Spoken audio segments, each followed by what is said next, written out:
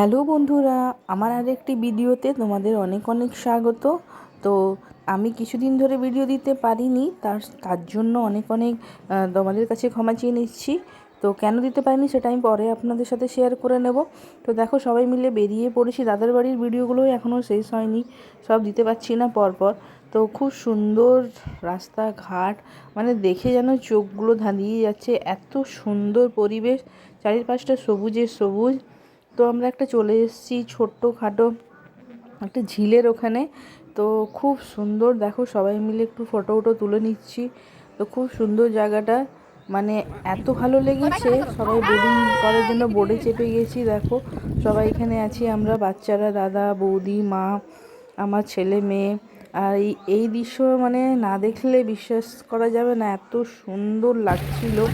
তো পুরো আমি পিকচারটা ক্যামেরা বন্দি করে নিলাম, ভিডিও বানিলাম। যাচ্ছি একটা টাপুতে, ওখানেই সামনে একটা ছোট টাপু ছিল, ওখানেই আমরা যাচ্ছিলাম। গিয়ে ওখানে একটু ফটো তুললাম। খুব ভালো লাগলো জায়গাটা দেখে, মনটা ভরে গেল। তো তোমাদের কেমন লেগেছে অবশ্যই কমেন্টে জানিও। আর কে কে এই জায়গাটা জানতে চাও যে জায়গাটা কোথায় আছে, তো আমাকে কমেন্টে জানিও, আমি তাদেরকে অবশ্যই বলবো জায়গাটা কোথায় আছে। দেখো টাপুতে আমরা সবাই চলে এসেছি।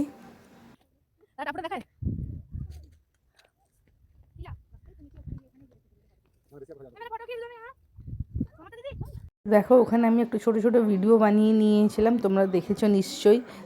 এত সুন্দর জলের মধ্যে পাগুলো না দিয়ে থাকতে পারলাম না। বাড়ি এসে সবাইকে। তো আজকে দাদার বাড়িতে দুপুরবেলা কি কি লাঞ্চের মেনুতে আছে চলো একবার দেখে নিই।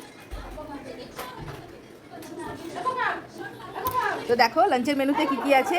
ভেজ ফ্রাইড রাইস, আলু ফ্রাই, স্যালেড, পাঁপড়, এখানে আছে রায়তা, এখানে আছে রাবড়ির সাথে গোলাপ জামুন। তো দেখো মেনু কেমন লাগছে অবশ্যই কমেন্টে জানিও। তো মেনু কেমন হয়েছে কমেন্টে অবশ্যই জানিও, খেতে কেমন হয়েছে আমি অবশ্যই জানাবো। টাটা।